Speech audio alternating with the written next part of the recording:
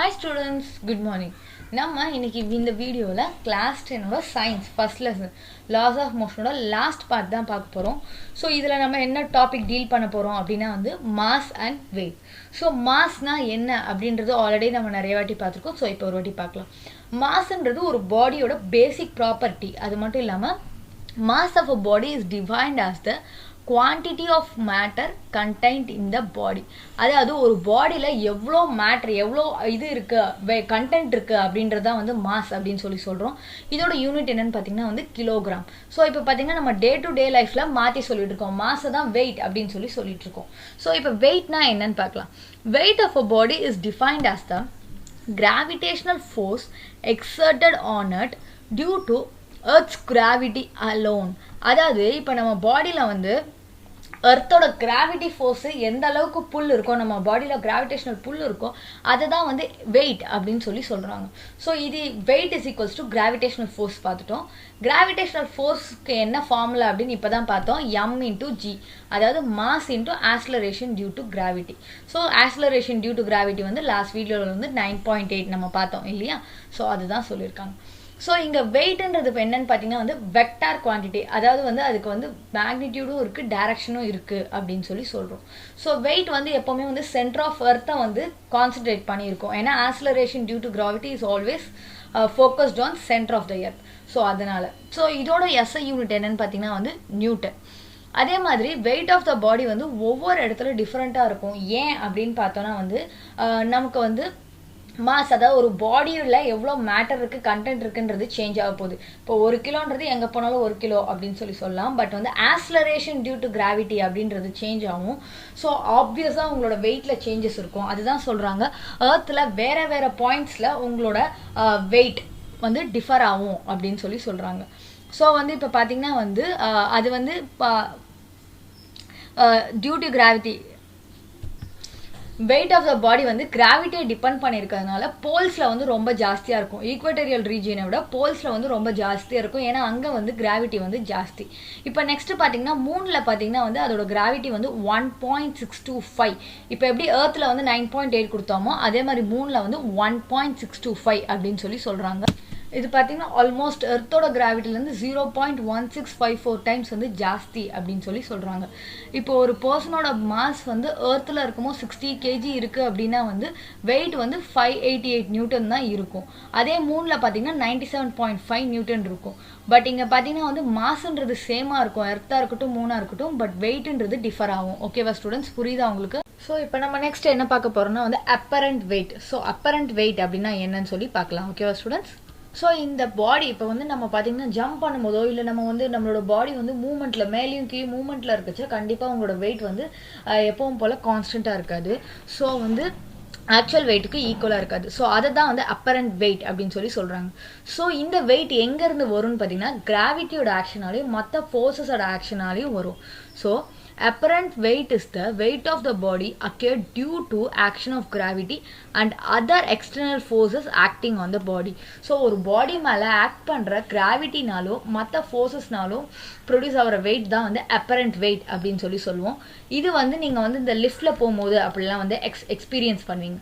So இப்போ பார்த்தீங்கன்னா வந்து ஒரு பர்சனோட வெயிட்டை வந்து மாசை வந்து நம்ம m அப்படின்னு எடுத்துக்கலாம் லிஃப்ட்டில் ட்ராவல் ஆகும்போது. ஸோ இப்போ ஆக்சுவல் வெயிட்ன்றது போது m இன்டூ ஜி அப்படின்னு இது பண்ணுவோம் இல்லையா. இது வந்து பார்த்தீங்கன்னா வந்து வெர்டிக்கலாக ஆக்ட் ஆகுது. ஏன்னா லிஃப்ட்டில் வரும்போது நம்ம அப் அண்ட் டவுன் தான் மூவ் ஆக போகிறோம். ஸோ வந்து பார்த்தீங்கன்னா வந்து இங்கே வந்து ஃபோர்ஸ் ரியாக்டட் பை லிஃப்ட்டோட சர்ஃபேஸ்லேருந்து ப்ரொடியூஸ் ஆகிற ஃபோர்ஸை வந்து ஆர் அப்படின்னு எடுத்துக்கிறோம். ஸோ அந்த ரியாக்டிவ் ஃபோர்ஸ் தான் வந்து உங்களோட அப்பரண்ட் வெயிட்டாக வந்து ஆக்ட் ஆகும் நீங்கள் வந்து மூவ் ஆகும்போது. ஸோ இதுதான் வந்து உங்களோட அப்பரண்ட் வெயிட் அப்படின்னு சொல்கிறாங்க. அதே மாதிரி பார்த்தீங்கன்னா வந்து இப்போ இந்த பேராகிராஃபில் பார்த்தீங்கன்னா வந்து லிஃப்ட் வந்து அப்பர் டவுன்வர்ட் மூவ் ஆகும்போதும் இல்லை வேறு கேசஸில் எப்படி உங்களோட வெயிட் வந்து சேஞ்ச் ஆகுது அப்படின்றத வந்து அப்பரண்ட் வெயிட் எப்படி சேஞ்ச் ஆகுது அப்படின்றதான் பார்க்க போகிறோம்.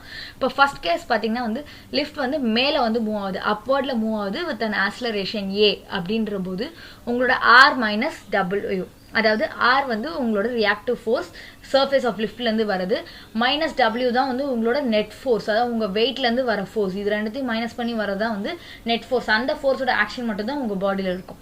So which is equals to MA. இப்போ பார்த்தீங்கன்னா இங்கே மைனஸில் இருக்க W வந்து இந்த பக்கம் வந்தால் பாசிட்டிவ். ஸோ அதுதான் வந்து R is equals to W plus MA. Next பார்த்தீங்கன்னா டபிள்யூட வேல்யூ நமக்கு தெரியும், W is equals to MG. So இப்போ காமனாக எம் எடுத்திங்கன்னா R is equals to M into G plus A. இதில் பார்த்தீங்கன்னா ரியாக்டிவ் ஃபோர்ஸ் வந்து டபிள்யூவோட ஜாஸ்தியாக இருக்கும். ஆக்சுவல் அதாவது ரியாக்டிவ் ஃபோர்ஸ்னால வர வெயிட் வந்து ஜாஸ்தியாக இருக்கிறதுனால உங்களோட ஆக்சுவல் வெயிட்டோட அப்பரண்ட் வெயிட் வந்து ஜாஸ்தியாக இருக்கும். ஏன் வந்து ரியாக்டிவ் ஃபோர்ஸ் ஜாஸ்தியாக இருக்கும்னு சொல்கிறேன்னா வந்து இங்கே வந்து கிராவிட்டி ப்ளஸ் ஆக்ஸலரேஷன் ரெண்டுமே வந்து ஜாயின் ஆகிறதுனால உங்களோட வேல்யூ ஜாஸ்தியாக இருக்கும். நெக்ஸ்ட் கேஸ் பார்த்தீங்கன்னா டவுன்வர்டில் மூவ் ஆகுது, சேம் ஆக்ஸலரேஷன். ஸோ இங்கே பார்க்கும்போது வந்து லிஃப்டோட நம்மளோட வெயிட் வந்து ஜாஸ்தியாக இருக்கும். So W minus R is equals to F net. So எப்போவுமே ஒரு விஷயம் அப்பில் மூவ் ஆகும்போது ஃபார்வர்டில் தான் நம்ம வந்து அதிக ஃபோர்ஸ் போடுவோம், பேக்வேர்டோ இல்லை டவுன்வேர்டோ வந்து ஃபோர்ஸ் வந்து கம்மியாக இருக்கும். ஃபார் எக்ஸாம்பிள் படியில் ஏறச்சு நமக்கு நிறைய ஸ்ட்ரென்த் தேவைப்படும், படியில் இறங்குறதுக்கு நமக்கு அந்த அளவுக்கு ஸ்ட்ரென்த் தேவைப்படாது. ஸோ அதுதான். So same goes year. So இப்போ ஆர் இஸ் ஈக்குவல்ஸ் டு இங்கே டபிள்யூ, இங்கே வந்து எம்ஏ வந்து பாசிட்டிவில் இருக்குது. ஸோ இது இந்த பக்கம் வரும்போது மைனஸ் ஏ ஆகிடும், டபிள்யூட value MG. So finally you will get M into G minus A. So இது நெகட்டிவ் அப்படின்றதுனால ரியாக்டிவ் ஃபோர்ஸ் வந்து வெயிட்டை விட கம்மியாக இருக்கும். ஸோ உங்களோட அப்பரண்ட் வெயிட் ஆக்சுவல் வெயிட்டை விட கம்மியாக இருக்கும். நெக்ஸ்ட் பார்த்தீங்கன்னா லிஃப்ட் அட் ரெஸ்ட். லிஃப்ட் வந்து ரெஸ்ட்டில் இருக்கும்போது ஆக்ஸலரேஷனும் 0. ஸோ உங்களோட வெயிட் வந்து ரியாக்டிவ் ஃபோர்ஸ்க்கு ஈக்குவலாக இருக்கும். So R is equals to MG. So உங்களோட ஆக்சுவல் வெயிட்டும் அப்பரண்ட் வெயிட்டும் ஈக்குவலாக இருக்கும். Lift is falling down freely, அதாவது வந்து எந்த ஒரு ஃபோர்ஸுமே இல்லாமல் லிஃப்ட் வந்து ஒர்க் ஆகுது அப்படின்னா வந்து ஆக்ஸலரேஷன் கிராவிட்டி ஈக்குவலாக இருக்கும். அதாவது எப்படின்னா ஒரு மரத்துலேருந்து பழம் விழுற மாதிரி, அது மேலே எந்த ஃபோர்ஸும் கிடையாது, ஒன்றும் கிடையாது, ஆட்டோமேட்டிக்காக அது விழுது இல்லையா, அந்த மாதிரி. ஸோ இப்போ பார்த்தீங்கன்னா ஆர் இஸ் ஈக்குவல்ஸ் டு என்ன எழுதுவோம் நம்ம, W minus MG. W R is equals to M into G minus A, அதாவது எம்ஜி மைனஸ் எம்ஜி, அதுதான் வந்து. So R is equals to G minus G, 0, gravitational minus 0. ஏன்னா ஆக்ஸலரேஷனும் கிராவிட்டியும் ஈக்குவலாக இருக்கிறதுனால உங்களுக்கு M into G minus G அப்படின்னு சொல்லி வருது. ஸோ அப்பரண்ட் வெயிட் வந்து 0, ஏன்னா வந்து லிஃப்ட் வந்து ஃப்ரீ ஃபாலிங்கில் இருக்குது. ஸோ இதுதான் வேறு வேறு கண்டிஷன்ஸ். நெக்ஸ்ட் நம்ம பார்க்க போகிற டாபிக் என்ன அப்படின்னு பார்த்தீங்கன்னா வெயிட்லெஸ்னஸ். வெயிட்லெஸ்னஸ் அப்படின்னா என்னன்னு பார்க்கலாம். வெயிட்லெஸ்னஸ்னா வெயிட்டே இல்லாத மாதிரி ஃபீல் பண்ணுறது. இதை நீங்கள் எங்கெங்கே ஃபீல் பண்ணியிருக்கீங்கன்னு கொஞ்சம் சுச்சுவேஷன்ஸ் யோசிச்சு பாருங்கள். எங்கெங்கே பண்ணியிருக்கீங்க? இப்போ வந்து ஃபார் எக்ஸாம்பிள் நம்ம வந்து ஸ்விங் ஊஞ்சல் ஆடும்போது வந்து மேலே போகும்போது கீழே வரும்போது உங்களுக்கு வந்து அந்த வெயிட் வந்து தெரியாது. அதே மாதிரி ரோலர் கோஸ்டர் ஜெயிண்ட் வீலில் போகும்போது உங்களுக்கு வந்து வெயிட் இருக்க மாதிரியே இருக்காது. கரெக்டாக? ஸோ வந்து உங்களுக்கு வந்து அதோட ஸ்பீட் வந்து இப்போ ஸ்விங்கில் பார்க்கும்போது மேலே போகும்போது உங்களுக்கு வந்து ரொம்ப இதுவாக இருக்கும், ஃபாஸ்ட்டாக போகிற மாதிரி இருக்கும், கீழே வரும்போது ஸ்லோவாக வர மாதிரி ஃபீல் பண்ணுவீங்க இல்லையா? ஸோ இப்போ இந்த ரோலர் கோஸ்டர்லாம் போகும்போது பார்த்தீங்கன்னா உங்களுக்கு டோட்டலாக ஏதோ வந்து வெயிட்டே இல்லாத மாதிரி ஃபீல் பண்ணுவீங்க இல்லையா?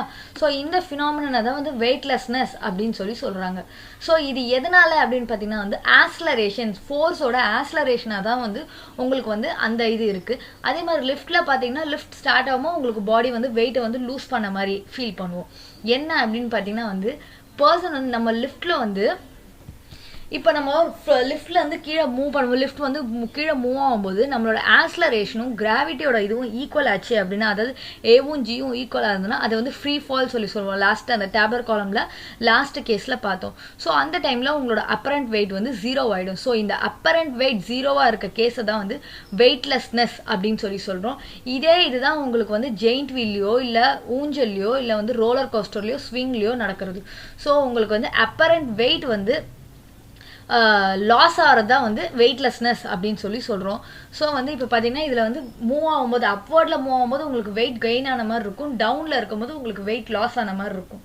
ஸோ இதுதான் வந்து அதுக்கு பின்னாடி இருக்க ஃபினாமினா, அதாவது வெயிட்லெஸ்னஸ் அப்படின்ற ஃபினாமினன் தான் வந்து இதுக்கு பின்னாடி இருக்குது.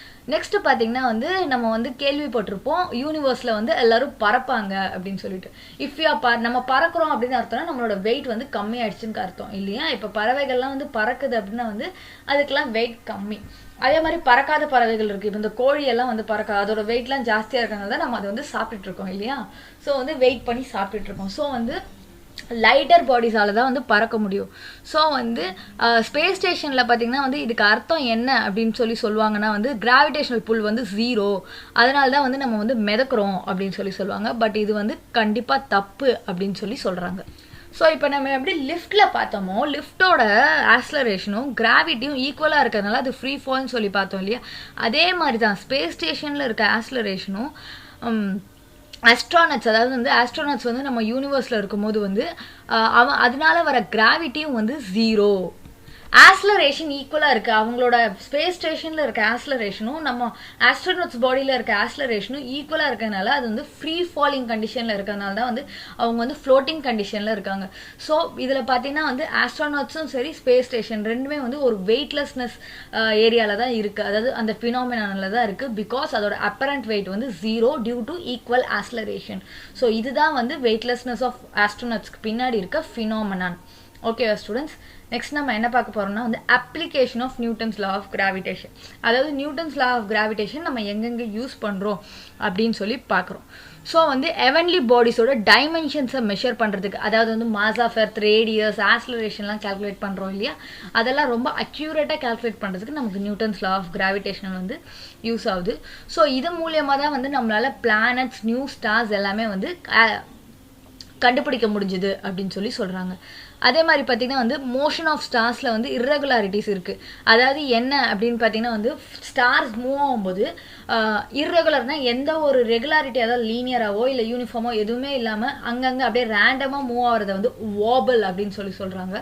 ஸோ இந்த மாதிரி நடக்கும்போது அது வந்து பக்கத்தில் இருக்க இன்கேஸ் ஸ்டார் பக்கத்தில் இருக்க பிளானட்டை டிஸ்டர்ப் பண்ணுறதுக்கான சான்சஸ் இருக்குது. ஸோ அந்த மாதிரி கண்டிஷனில் ஸ்டாரோட மாஸை கால்குலேட் பண்ணுறதுக்கு இந்த லா ஆஃப் கிராவிடேஷன் யூஸ் பண்ணுறோம்.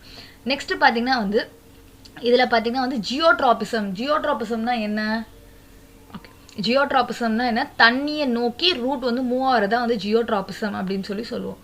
ஸோ ரூட்ஸ் வந்து ஜெர்மினேஷன் ஆவரேஜை பார்த்திங்கன்னா அதோட ஜெர்மினேஷனை எக்ஸ்பிளைன் பண்ணுறதுக்கு வந்து இந்த கிராவிட்டியோட இதால் தான் வந்து அது வந்து மூவ் ஆகுது இல்லையா. ரூட் வந்து வாட்டர் நோக்கி கிராவிட்டியால் தான் மூவ் ஆகுது. ஸோ இதை எக்ஸ்பிளைன் பண்ணுறதுக்கும் வந்து லா ஆஃப் கிராவிடேஷன் யூஸ் ஆகுது. அது மட்டும் இல்லாமல் ஆஸ்ட்ரானமிக்கல் பாடிஸ், இப்போ பார்த்தீங்கன்னா எர்த்தோட ஆர்பிட் இது, எர்த் வந்து இந்த ஆர்பிட்டில் தான் மூவ் ஆகுது அப்படின்ற மாதிரி நம்ம வந்து திங்ஸ் கொடுக்குறோம் இல்லையா.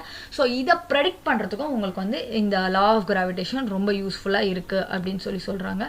இப்போ பார்த்தீங்கன்னா நெக்ஸ்ட்டு இதோட உங்களோட லெசன்ஸ் ஓவர். நெக்ஸ்ட்டு பார்த்தீங்கன்னா நமக்கு வந்து ப்ராப்ளம்ஸ் கொடுத்துருக்காங்க இந்த லெசனில். ஸோ அது என்னென்னு பார்த்தீங்கன்னா லீனியர் மொமெண்டம் வச்சு ப்ராப்ளம் கொடுத்துருக்காங்க. மாஸ் இன்டூ வெலாசிட்டி நம்ம எல்லாருக்குமே தெரியும் இல்லையா formulas. So calculate the velocity of a moving body of mass 5 kg whose linear momentum is 2.5 kg. So நம்ம வெலாசிட்டி கண்டுபிடிக்கணும். நமக்கு தெரியும் லீனியர் மொமெண்டம் ஃபார்முலா mv, அதாவது mp is equals to mv அப்படின்னு சொல்லி பார்த்துருக்கோம் இல்லையா. ஸோ வந்து லீனியர் மொமெண்டம் வேல்யூ தெரியும், மாஸ் வேல்யூ தெரியும், சப்ஸ்டிட் பண்ணிங்கன்னா உங்களுக்கு வெலாசிட்டி கிடைச்சிடும்.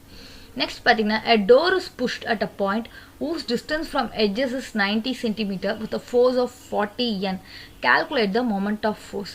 இங்கே கொடுத்துருக்கிறது வந்து moment of force. Moment of force வந்து நம்ம ஃபஸ்ட் வீடியோவில் பார்த்துருக்கோம். So moment of force is equals to F into D. எஃப்ன்றது ஃபோர்ஸ், டின்றது டிஸ்டன்ஸ். ஸோ உங்ககிட்ட ஃபோர்ஸும் இருக்குது, டிஸ்டன்ஸும் இருக்குது. ப்ராடக்ட் கண்டுபிடிச்சிங்கன்னா அதுதான் உங்களோட ஆன்சர். இந்த மாதிரி சம்ஸ் போடும்போது கண்டிப்பாக இந்த யூனிட் எழுதுறதை மறந்துடாதீங்க. யூனிட் மிஸ் பண்ணிங்கன்னா உங்களுக்கு ஒரு மார்க் வேஸ்ட்டாக போயிடும். So don't forget it. Next, third problem. At what height from the center of the earth the acceleration due to gravity will be 1/4 of its value as at the earth? அதாவது இதில் என்ன சொல்லியிருக்காங்கன்னா வந்து centre of எர்த்தில் இருந்து acceleration gravity எந்த height போகும்போது 1/4, அதாவது எர்த்தில் இருக்க அதோட 1/4 பங்கு இருக்கும் அப்படின்னு சொல்லி சொல்கிறாங்க. ஸோ இப்போ நம்ம முதல்ல வந்து என்ன பண்ணணும், சென்டர் ஆஃப் எர்த்துலேருந்து ஹைட் கண்டுபிடிக்கணும். அதை வந்து r' அப்படின்னு எடுத்துக்கலாம். ஸோ r' அப்படின்றது என்னன்னு பார்த்தீங்கன்னா முதல்ல ஹைட்டு, சென்டர் ஆஃப் த எர்த்துலேருந்து இருக்க radius plus height. So centre of இதுலேருந்து சர்க்கம்ஃபரன்ஸ், எர்த்தோட ஃபுல் டிஸ்டன்ஸ் வந்து r சொல்லி சொல்கிறோம். ஸோ அதுக்கு மேலே போகிற டிஸ்டன்ஸ் h அப்படின்னு சொல்லி சொல்கிறோம். ஸோ உங்களுக்கு கிராவிட்டியோட வேல்யூ என்னவா வேணும், g' எடுத்துக்கிறோம். அதை வந்து g/4 அப்படின்னு, ஏன்னா உங்களுக்கு வந்து 1/4 ஆஃப் g தானே கேட்குறீங்க. ஸோ g' தான் இப்போ நம்ம கண்டுபிடிக்க போகிறோம். So g' is equals to 1/4 of g. அதுதான் g/4. நம்ம ஆல்ரெடி பார்த்துருக்கோம் g is equals to gm/r². இதில் gன்றது கிராவிட்டி கான்ஸ்டன்ட், mன்றது மாஸ், rன்றது distance between the bodies. So இப்போ பாருங்கள் g/g', அதாவது g' நீங்கள் கண்டுபிடிக்கணும் இல்லையா. இதுக்கு என்ன ஃபார்முலா அப்படின்னு பார்த்தீங்கன்னா அந்த r'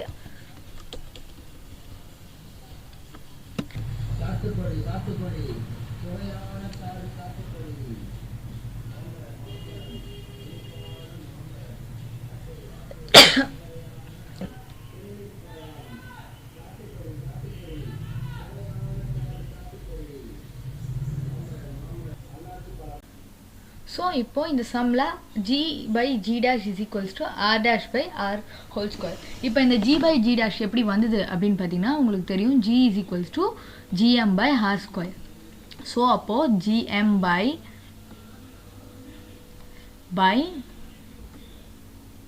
r square divided by இப்போ g dash. So gm is a constant. So அப்படியே எழுதிட போகிறீங்க gm by g டேஷ்க்கு பதிலாக என்ன எழுதணும் r dash. ஏன்னா r dash தான் வந்து அங்கே டிஸ்டன்ஸ் இல்லையா rக்கு பதிலாக. So r dash whole square. So இப்போ இதை வந்து fraction by fraction, so reciprocal இல்லையா. So gm by r square into, so கீழே இருக்க டினாமினேட்டரில் இருக்க ஃப்ராக்ஷன் வந்து ரெசிப்ரோகேட் ஆகும் இல்லையா. So r 1 square by gm இல்லையா. ஸோ இப்போ gm கேன்சல் ஆயிடுச்சுன்னா r1 square by r square. So அதுதான் இங்கே கொடுத்துருக்காங்க. ஸோ r dash வேல்யூ என்ன r plus h, r அப்படியே இருக்க போது ஹோல் ஸ்கொயர். ஸோ இப்போ இது எப்படி வந்து ட்ரான்ஸ்ஃபர் பண்ணுறாங்கன்னா நம்ம வந்து மேலே இருக்க நியூமரேட்டர் வந்து அடிஷனில் இருக்குது. ஸோ டினாமினேட்டர் காமனாக இருக்கிறதுனால நம்ம பிரித்து எழுதலாம் இல்லையா. ஸோ நம்ம சிம்பிளிஃபிகேஷன் தான் பண்ணுறோம், வேறு ஒன்றும் இல்லை, ஆரை காமனாக எடுக்கிறோம் இல்லையா. ஸோ பை ஆர் கொடுத்தீங்க அப்படின்னா வந்து ஆர் கேன்சல் ஆகி 1 ஆகிடும். ஸோ அதுதான் இந்த 1 + h by r whole square. So next இங்கே பார்த்தீங்கன்னா g by g டேஷோட வேல்யூ என்னென்னா 4. எப்படி வந்தது அப்படின்னு பார்த்தீங்கன்னா வந்து g dash is equals to g by 4. So இப்போ நமக்கு தேவை g by g dash. So இப்போ பார்த்தீங்கன்னா இங்கே இருக்க டினாமினேட்டரில் இருக்க 4 வந்து நியூமரேட்டர் போயிடுச்சுன்னா 4 is equals to g அப்படியே இருக்குது. இங்கே இருக்க நியூமரேட்டரில் இருக்க g dash கீழே வந்துருச்சுன்னா by g dash. So g by g dash is equals to 4. So அதுதான் இங்கே சப்ஸ்டிட் பண்ணியிருக்காங்க. ஸோ 4 is equals to இந்த டேர்ம் அப்படியே போட்டுடுறாங்க. ரூட் எடுக்கிறோம், ரெண்டு பக்கமே ஸ்கொயர் ரூட் எடுக்கிறோம். அப்போ 4க்கு ரூட் எடுத்திங்கன்னா 2, இதுக்கு ரூட் எடுத்திங்கன்னா 1 + hr. ஸோ இந்த 1 இந்த பக்கம் வந்துச்சுன்னா 2 - 1 is 1. So 1 is equals to h by r இல்லையா. ஸோ வந்து r இந்த பக்கம் போச்சுன்னா h is equals to r. So r and h are equal. So இது கொண்டு போய்ட்டு நம்ம கண்டுபிடிக்க வேண்டிய வேல்யூ வந்து r dash இல்லையா. ஸோ ஹெச்சுக்கு பதிலாக r இல்லை rக்கு பதிலாக h எது போட்டாலும் உங்களுக்கு ஆன்சர் வந்து r dash by 2r கிடைக்கும். ஸோ அப்போ என்னன்னு பார்த்தீங்கன்னா ஆப்ஜெக்ட் வந்து ட்வைஸ் த ரேடியஸ், எர்த்தோட ரேடியஸில் ட்வைஸ் டைம் மல்டிப்ளை பண்ணி அந்த டிஸ்டன்ஸில் இருந்தது அப்படின்னா உங்களுக்கு வந்து கிராவிட்டி வந்து 1/4 டைம்ஸ் இருக்கும் இல்லையா. ஸோ இதுதான் இந்த சம். நெக்ஸ்ட் நம்ம வந்து எக்ஸசைஸ் ப்ராப்ளம்ஸ் பார்க்கலாம். அதாவது டெக்ஸ்ட் புக்கில் கொடுத்துருக்குது, சூஸ் கொடுத்துருக்காங்க, ஃபில் இன் த பிளாங்க்ஸ் கொடுத்துருக்காங்க, true or false, match, problems, details எல்லாமே இருக்குது. டீட்டெயில்ஸில் எல்லாமே நம்ம பார்த்த கொஸ்டின்ஸ் தான். டைப்ஸ் ஆஃப் இனர்ஷியா பார்த்துருக்கோம், நியூட்டன்ஸ் லா ஆஃப் மோஷன் பார்த்துருக்கோம், ஈக்குவேஷன்ஸ், ராக்கெட் ப்ரொபல்ஷன் நடத்தும் போதே சொன்னேன், யூனிவர்சல் லா ஆஃப் கிராவிட்டி எல்லாமே ஈஸி தான். அப்ளிகேஷன்ஸ் வந்து இப்போ லாஸ்ட் டாபிக், லெசனோட லாஸ்ட் டாபிக் பார்த்தோம். ஸோ இதோட நான் ஆன்சர் லிங்க் ஷேர் பண்ணுறேன், கண்டிப்பாக படிச்சிருங்க ஸ்டூடெண்ட்ஸ், ஈஸியாக தான் இருக்கும். டெரிவேஷன்ஸ் பண்ணும்போது ரொம்ப கவனமாக பண்ணுங்கள், ஏன்னா சின்ன சின்ன சேஞ்சஸ், அதாவது ப்ளஸ் மைனஸ் வந்து ரொம்ப கவனமாக பாருங்கள். ஓகேவா ஸ்டூடெண்ட்ஸ்? Okay, thank you.